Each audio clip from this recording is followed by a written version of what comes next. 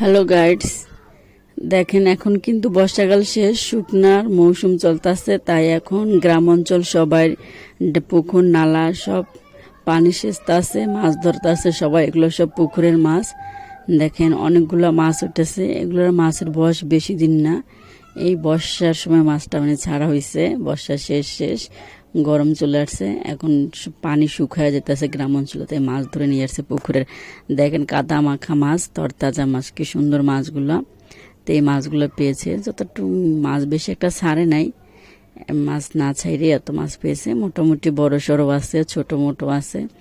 মাছগুলো কি সুন্দর। আর পুকুরে ধরা মাছ, এই মাছ আবার রান্না করে দিতে খেতে খুব মজা হয়, অনেক টেস্টি হয়, অনেক সুস্বাদু হয় ধরা মাছ খেতে। এগুলো শিং মাছ, তাও কাদা মাখা, কাদা ভিতরে ছিল তো মাছগুলো, যার কারণে গায়ে ভিতরে কাদা মাখা মাছগুলো।